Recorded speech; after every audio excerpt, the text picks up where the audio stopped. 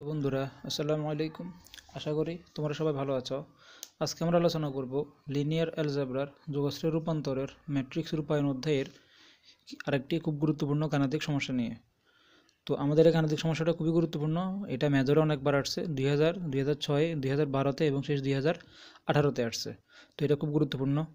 তো প্রশ্নটাতে আমাকে বলছে এখানে, যদি transformation of R3 two R2 একটা যোগাশ্রয় রূপান্তর, যেহেতু এটা এক জগৎ থেকে আরেক জগতে গেছে সেজন্য এটা কি একটা যোগাশ্রয় রূপান্তর, এবং এই যোগাশ্রয় রূপান্তরটা TX/Z সমান 2x plus y minus z comma 3x minus 2y plus 4z দ্বারা কি সংজ্ঞায়িত, অর্থাৎ এই রূপান্তরটা এত দ্বারা কি সংজ্ঞায়িত যদি হয়, তাহলে বলছে R3 ও R2 এর নিম্নলিখিত ভিত্তির সাপেক্ষে টি এর ম্যাট্রিক্স নির্ণয় করতে। অর্থাৎ R3 এর 3টা ভিত্তি বলে দিছে এবং R2 এর 2টা ভিত্তি বলে দিছে, G1 এবং G2। এই ভিত্তিগুলো R3 এর ভিত্তি এবং R2 এর ভিত্তি, এই ভিত্তিগুলোর সাপেক্ষে বলছে টি এর ম্যাট্রিক্স নির্ণয় করতে। তো টি এর ম্যাট্রিক্স নির্ণয় করতে আসলে বলতে এখানে এটা বুঝেছে যে টি এর ম্যাট্রিক্স রূপায়ণটা নির্ণয় করতে বলছে আর কি। তো এই অঙ্কটা আমাদের আগের লেকচারে আমরা শেষ যে অঙ্কটা করছিলাম এটার সাথে সম্পর্কিত, অর্থাৎ এটা একই প্যাটার্ন হবে আর কি। তো সেজন্য আমরা ধরে নিয়েছি এ বি দুটো উপাদান সেটা কি দ্বিমাত্রিক বাস্তব জগৎ R2 এর ভিতরে আছে। অর্থাৎ আমরা এই দুটো উপাদানকে আমরা এখন এই যেহেতু R2 এর দুটো উপাদান চিন্তা করছি আমরা এ বি, এবং R2 এর ভিত্তি বলে দিচ্ছে G1 এবং G2, তাহলে আমরা এই R2 এর ভিত্তিগুলোকে এ বি এর যোগাশ্রয় রূপান্তরের যোগাশ্রয় সমাবেশীকে এখন প্রকাশ করব। তো সেই জন্য আমরা যোগাশ্রয় সমাবেশে প্রকাশ করতে হলে কীভাবে করব, এ কমা বি ইকুয়াল টু ধরে নিব পি হলো আরও একটা উপাদান যেটা R2 এর ভিতরে আছে, P of G1 plus Q আরেকটা উপাদান চিন্তা করছি যেটা কি R2 এর ভিতরে আছে। অর্থাৎ আমরা যে ভিত্তি G1 এবং G2 জানি, এই দুইটাকে এ বি এর যোগাশ্রয় সমাবেশে প্রকাশ করব। তো যোগাশ্রয় সমাবেশে জানি আমরা স্কেলার ভেক্টর লাগে আর কি।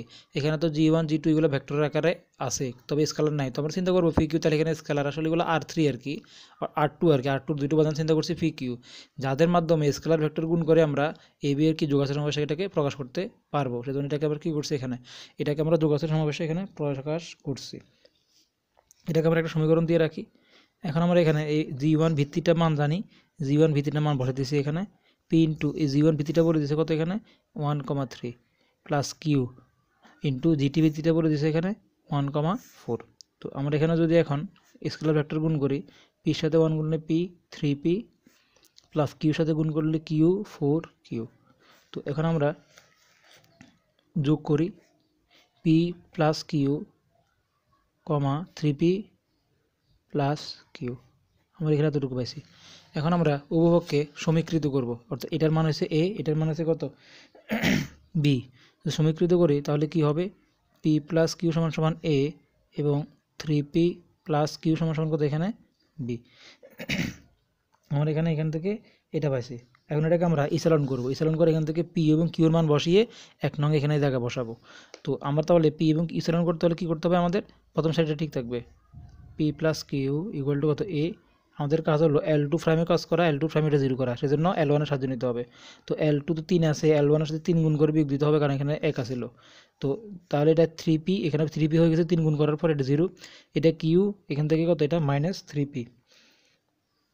তো একটা কিউতে তখন একটা কিউ থেকে 3টা কিউ বাদ দেবো, মাইনাস 2টা কিউ থাকবে ইকুয়াল টু বি, আর এটা সাথে 2 গুণ করতেছে 3, অর্থাৎ এখানে থাকবে বি মাইনাস 3a। আশা করি তোমরা সবাই এতটুকু বুঝেছো।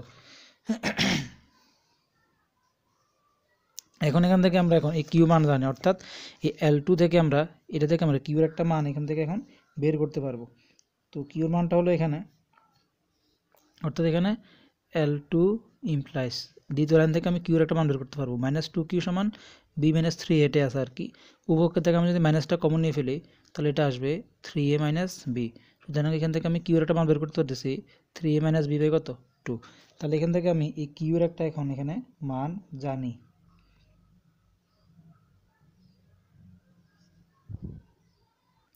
সরি, আমার এখান থেকে এখানে একটু ভুল হয়েছে, এটা 3p, এটা 4q, এটা আমি শুধু কিউ দিছিলাম, এটা এখানে 4q হবে, এটা 4q, এটাও এখানে 4q হবে, এখানে এটা 4q যদি হয় তাহলে 4q থেকে একটা গেলে 3 করতেছি, তাহলে এখানে একটা প্লাস একটা কিউ থাকবে, সরি এটা ভুল হয়েছে একটু, এটা একটা কিউ থাকবে, তাহলে এখানে একটা কিউ শুধুমাত্র বি মাইনাস 3, এটা আর কিছু নাই। হ্যাঁ, এখানে সামান্য একটু ভুল হয়েছে, এটা তোমরা ধরে নিবা, এটা 4q ছিল।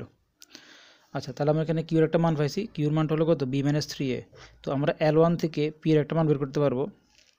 L1 লাইনে কী ছিল, পি প্লাস কিউ সমান কত এ, পি সমান সমান এ মাইনাস কিউ, বা P equal to A minus Q মান তো আমরা জানি বি মাইনাস মাইনাসে প্লাস থ্রি এ। তাহলে এখান থেকে আমি পি পাইছি ফোর এ মাইনাস বি। তাহলে দেখো আমি এখান থেকে পি এবং কিউর মানটা পাইছি। এখন আমরা যে পি এবং কিউর মানটা পাইছি সেটা এখন আমরা যে এখানে 1 নং সমীকরণ দিছি, এখানে পি এবং কিউর পরিবর্তে কি মানটা এখানে বসাবো, অর্থাৎ 1 নং সমীকরণ হতে পাই।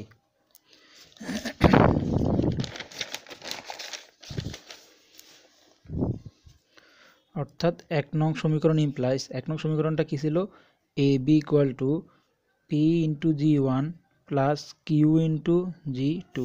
তো এখানে আমি যে পি এবং কিউর মানটা পাইছি সেটা বসা দিছি। পি পাইছি কত, পি পাইছি আমি four A minus B into কত জি ওয়ান প্লাস কিউ পাইছি B minus three A divide by কত কিউ জি টু। এটাকে আমি 2 নং সমীকরণ দেব। এখন আমাদের যে রূপান্তরটা যে যারা সংজ্ঞায়িত বলছে, অর্থাৎ এই ফাংশনটার মাধ্যমে সংজ্ঞায়িত বলছে, অর্থাৎ এই যোগাশ্রের রূপান্তরটা টি এক্স ওয়াই জেড সমান কত two x plus y minus z comma এত দ্বারা কি সংজ্ঞায়িত, সেজন্য এখন এটা লিখবো T of x y z সমান কত এত। এখান থেকে আমাদের পরবর্তী কাজটা আমাদের করতে হবে।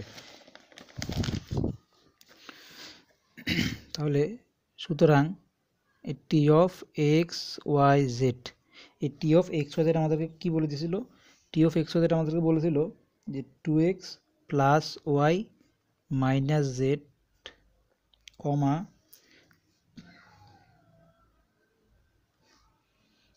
ওয়েট করো টু এক্স প্লাস মাইনাস একটা বলে দিয়েছে three x minus two y plus four Z.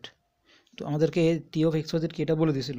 এখন আমরা এই টি অফ এক্স ওয়াই জেডের এখন এখান থেকে রূপায়ণটা বের করে আমরা আর টু এ ম্যাট্রিক্স রূপায়ণটা বের করবো। অর্থাৎ এখানে যে আর থ্রি এর যে তিনটে ভিত্তি বলে দিয়েছিল F one F two F three, সেই ভিত্তিগুলোর সাপেক্ষে আর টু এর যোগাশ্রয় রূপান্তরের ম্যাট্রিক্স রূপায়ণটাকে এখানে বের করব।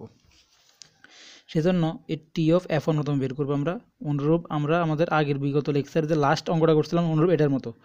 টি অফ এফ ওয়ান মানে টি অফ এফ ওয়ান যদি হয়, এফ ওয়ান মানে আমাদের যে ভিত্তিটা বলে দিয়েছিল সেটা, এফ ওয়ান ভিত্তিটা কী বলতেছিল আমি এখানে বলছিল কি দেখো, এই যে এখানে এটা বলছে এফ ওয়ান ভিত্তিটা, এটা এফ ওয়ান ভিত্তি, এটা এফ টু ভিত্তি, এটা কোথাও এফ থ্রি ভিত্তি। আমরা প্রথমে এফ ওয়ান ভিত্তি সাপেক্ষে করবো, টি অফ এফ টু বের করবো, টি অফ কোথাও এফ থ্রি এখান থেকে বের করবো।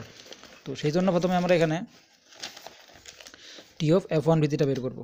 তো টি অফ এফ ওয়ান ভিত্তিটা কী ছিল এখানে ওয়ান ওয়ান ওয়ান। তো টি অফ ওয়ান ওয়ানও যদি হয় তাহলে এটাকে তুমি এখন এক্স চিন্তা করো, এটাকে ওয়াই চিন্তা করো, এটাকে জেড চিন্তা করো। তাহলে আমি এই প্রদত্ত T of x y z function দ্বারা সংজ্ঞায়িত, অর্থাৎ এখানে এ এক্সের মান ওয়ান, ওয়ার মান ওয়ান, জেডের মান ওয়ান যদি এখানে বসায় তাহলে কী পাই দেখো, তাহলে এখানে দুই আছে, তাহলে দুই একে দুই প্লাস এক মাইনাস এক, তাহলে এখানে কত চলে আসবে শূন্য।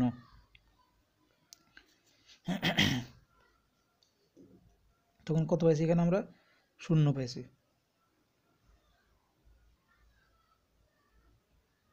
সরি শূন্য না, দুই এক, দুই একে যোগ করলে তিন, তিন থেকে যখন এক যাবে তখন থাকবে কত এখানে টু, টু টু ইন্টু আমরা জি ওয়ান এই ভিত্তিটা রাখবো আর কি, ওই ভিত্তিগুলো সবাইকে আবার যোগসূত্র মধ্যে প্রকাশ করবো। তার পরবর্তীতে কমা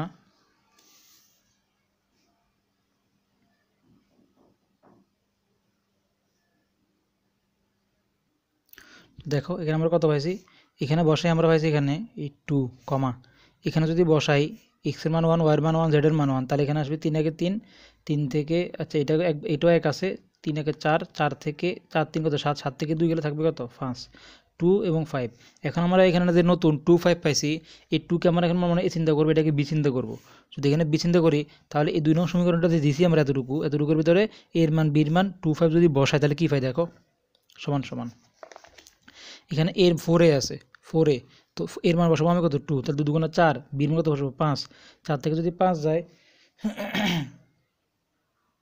সরি এখানে এই চার এর মান দুই বসালে আট, চার দুগুণা আট, আট থেকে যদি পাঁচ যায় তখন থাকবে থ্রি জি ওয়ান প্লাস, তো বি বি মানে কত পাঁচ বিয়োগ তিনে এই মানে কত দুই, তিন দুগুণা ছয়, তখন পাঁচ থেকে ছয় যাবে তখন থাকবে মাইনাস জি টু, তো এর মাইনাস জি দিছে আর কি মাইনাস জি টু। তো আমরা টি অফ এফ ওয়ান এভাবে করছি। এখন আমরা টি অফ এফ টু বের করবো, টি অফ এফ টু। তো টি অফ এফ টু যে ভিত্তিটা, এফ টু ভিত্তিটা কী বলেছিল এখানে ওয়ান ওয়ান জিরো, তো টি অফ F2 যদি টি অফ 1 1 0 হয়, অর্থাৎ এখানে এক্সের মান হচ্ছে 1, ওয়াইয়ের মান 1, জেডের মান 0, এটা হচ্ছে জেডের মান আর কি। এই মানগুলো আমি আবার আগের জায়গা যদি মতন এক্স ওয়াই জেডের পরিবর্তে মানগুলো বসাই এখানে, তাহলে কী আসবে দেখো, তাহলে এখানে এক্সের মান থাকবে, ওয়াইয়ের মান থাকবে, জেডের মান কী আছে এখানে 0 আছে। তো এখানে যদি এক্সের পরিবর্তে মানটা বসে 2 একে 2, এখানে ওয়াইয়ের মান হতো 1, 2 একে যোগ করলে 3, 3 থেকে যখন জেড যাবে তখন 3 থাকবে এখানে, কমা এখানে যদি বসাই 3 একে 3 বিয়োগ 2, জেড তো 0, তো 3 থেকে যখন 2 যাবে তখন এখানে থাকবে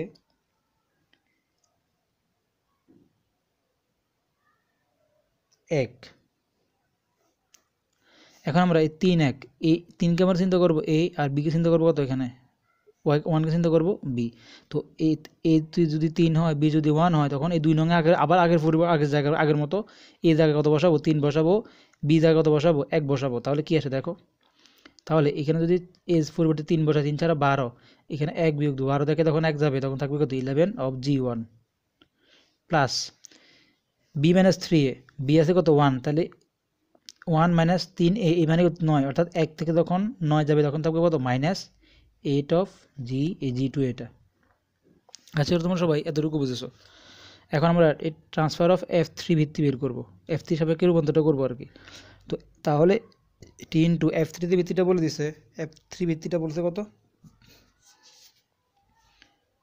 100, তো F3 ভিত্তিটা যদি এখানে F3টা যদি 100 হয়, অর্থাৎ এখানে এক্সের মান আছে, ওয়াইয়ের মান, এটা ওয়াইয়ের মান, এটা জেডের মান, অর্থাৎ এখানে শুধুমাত্র এক্সের মান 1, ওয়াই জেড মান 0। তো এই এক্স ওয়াই জেড এই মানটা আমি যদি আগের মতো ফাংশনটাতে বসাই, টি অফ এক্স ওয়াই জেড ফাংশনটাতে বসাই, তাহলে দেখো এখানে এক্সের মান আছে, তাহলে এখানে এক্স মান কত 2, ওয়াই জেড 0, তাহলে নাই।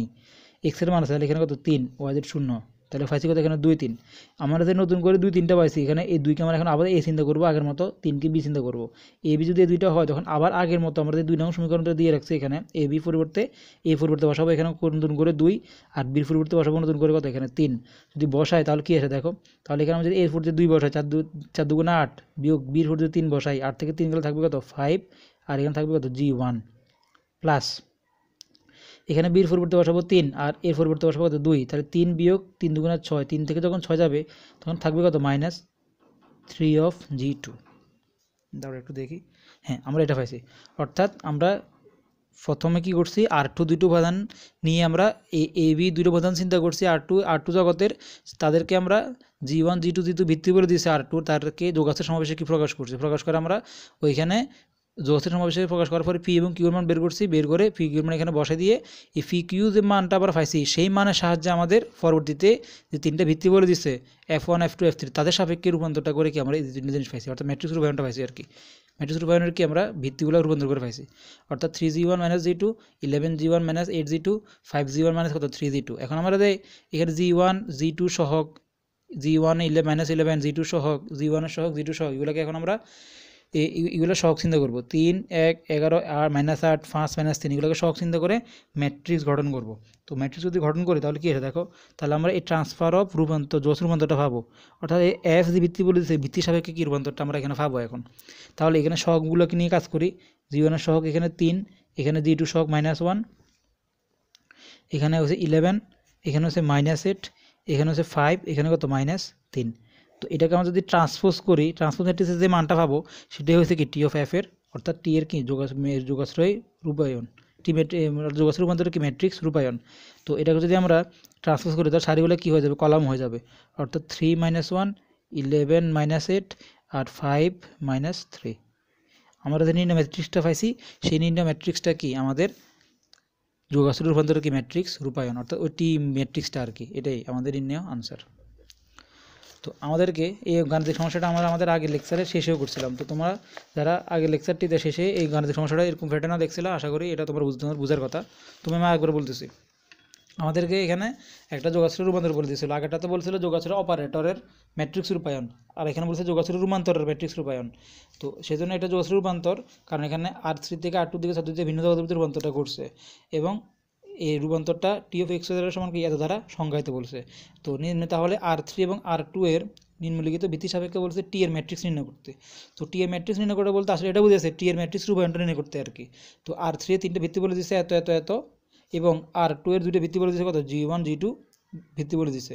তো প্রথমে আমরা কি করছি, G1 G2 ভিত্তির সাপেক্ষে G1 G2 ভিত্তিকে আমরা R2 এর দুটো উপাদান AB এর যোগাশ্রের সমাবেশকে প্রকাশ করছি, যেখানে PQ এই দুটাকে আমরা স্কেলার চিন্তা করছি আর কি। যোগাশ্রের সমাবেশে প্রকাশ করে এখান থেকে আমরা এই যে পির সাথে স্কেলারগুলো ভিত্তিগুলো গুণন করে এসেলন করে এখান থেকে আমরা পির মান এবং কিউর মান বের করছি। পির মান কত পাইছি আমরা এখানে? পির মান পাইছি আমরা 4a - b, আর কিউর মান কত পাইছি? b - 3a। আমরা এখানে যে পি এবং কিউর মানটা পাইছি এটাকে তো আমরা একটা সমীকরণ দিয়ে রাখছি। এই পি পরিবর্তে আমরা এবং কিউ পরিবর্তে আমরা যে দুইটা মান পাইছি এই মান দুইটা এখানে বসাইছি। এখন এই মানটা আমরা এখানে বসাইছি, এই যে এখানে জায়গায় বসাইছি। ফি এটা তো এখন ছিল আমাদের, এখানে ফি কিউর মধ্যে আগে মানটা বসাইছি। বসিয়ে আমাদের যে ফাইনালি R3 থেকে R2-তে যেতে হবে, এখন আমরা এই R3 থেকে R2-তে যাবো আর কি। অর্থাৎ রূপান্তরটা R3 বাস্তব জগৎ থেকে R2 বাস্তব জগৎ থেকে এখন আমরা রূপান্তর যাবো আর কি। তো সেই জন্য আমরা এই t(x,y,z) যে ফাংশনটা সংজ্ঞায়িত ফাংশনটা বলে দিয়েছে সেটা লিখছি এখানে। তারপরে এই f1 ভিত্তিকে রূপান্তর করছি, f1 ভিত্তি বলে দিয়েছে। রূপান্তর যদি করি x1 1 1, অর্থাৎ এই 1কে আমরা x চিন্তা করবো, y কে z চিন্তা করবো, y কে 1 চিন্তা করবো, z কে 1 চিন্তা করবো। যদি এটা 1 1 1 হয়, t(x,y,z) এই জায়গায় x এর মান, y এর মান, z এর মান 1 1 1 যদি বসাই, এখানে এই দুটো জায়গায় বসে আমরা 2 5 পাইছি। যে নতুন করে আমরা 2 5টা পাইছি, অর্থাৎ আমাদেরকে বলছে R3 এবং R2 ভিত্তির সাপেক্ষে করতে। সেজন্য আমরা R3 ভিত্তির সাপেক্ষে আমরা এটা পাইছি। এটার সাপেক্ষে যে কাজটা করবো সেটি হবে কি? নির্ণয় ম্যাট্রিক্স রূপায়ণের মূল কাঠামোটা আর কি, অর্থাৎ যে ম্যাট্রিক্সগুলো ঘটানো হবে সেটা মূল জিনিসটা আর কি। তো যে দুইটা মান পাইছি আমরা সেটাকে আমরা এ চিন্তা করবো, এটাকে বি চিন্তা করবো। তারপর এ বি যে আমরা এখানে ধরে রাখছি 2 নং, এখানে এর জায়গায় বির জায়গায় বসিয়ে আমরা এখানে এটা পাইছি। অনুরূপভাবে ট্রান্সফার অফ F2 বের করে ভিত্তির সাপেক্ষে বের করে 3 1 পাইছি, এ চিন্তা করছি, বি চিন্তা করছি, এই জায়গায় এ বি বসিয়ে আমরা এটা পাইছি। আবার ট্রান্সফার অফ F3 বের করছি আমরা, এটাকে 1 0 1 যদি হয়, এখানে x এর জায়গায় 1 0 1 বসাই আমরা 2 3 পাইছি। তো এর জায়গায় 2, বির জায়গায় 3 বসিয়ে এখানে আগের জায়গায় এর জায়গায় 2, বির জায়গায় 3 বসিয়ে আমরা এখানে এই জিনিসটা পাইছি।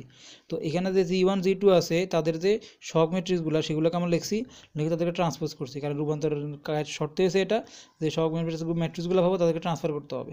সেজন্য এদেরকে ট্রান্সফার করছি, ট্রান্সফার করে কলমগুলো কি সারিগুলো কলম হয়ে গেছে। যে নির্ণয় ম্যাট্রিক্সটা পাইছি সেটা হলো কি টি এর ম্যাট্রিক্স যোগাশ্র রূপান্তরের কি ম্যাট্রিক্স রূপায়ণ। এটা আমাদের নির্ণয় গাণিতিক সমস্যাটা। তো আশা করি তোমরা সবাই এটা কিছুটা হলেও কি বুঝেছো। তো আমাদের এই অধ্যায়ে এই অঙ্কটা, এই ধরনের প্যাটার্ন অঙ্কটা খুব এরকম প্যাটার্নের অঙ্কটা খুব গুরুত্বপূর্ণ ছিল।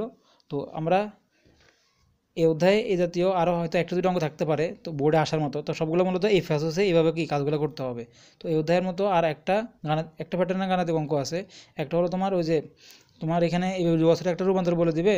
তো বলবে এই যোগাশ্রের রূপান্তরটা কি আসলে কি রূপান্তর কীভাবে হয়েছে এটা দেখানোর জন্য। অর্থাৎ যোগাশ্রের রূপান্তরতে দুইটা কন্ডিশন আছে, transfer of u plus v সমান transfer u plus transfer of v সেটা, এবং ট্রান্সফার অফ আলফা ইউ সমান alpha into transfer of u. এই দুইটা শর্ত আমাদেরকে যদি মানে কোনো রূপান্তরটা, তখন বলতে পারবো যে এটা যোগাশ্রের রূপান্তরের কি ম্যাট্রিক্স রূপায়ণ। এরকম প্যাটার্নের আর একটা লাস্ট কি অঙ্ক এই অধ্যায়ে আছে। তো আমরা আমাদের পরের লেকচারে ওই প্যাটার্নের কি অঙ্কগুলো করবো, অর্থাৎ আমাদের যোগাশ্র রূপান্তরের যে ফর্মেটটা আছে ওই দুটো ফর্মেটকে প্রমাণ করবো এরকম রূপান্তরগুলো থেকে। এটা করলে এই অধ্যায়ে কি আমাদের গাণিতিক সমস্যাগুলো কি মোটামুটি শেষ হয়ে যাবে। তো আশা করি তোমরা সবাই আজকে এই গুরুত্বপূর্ণ গাণিতিক সমস্যাটা বুঝেছো। তো আজকে পর্যন্তই, সবাই ভালো থাকো, আসসালামু আলাইকুম।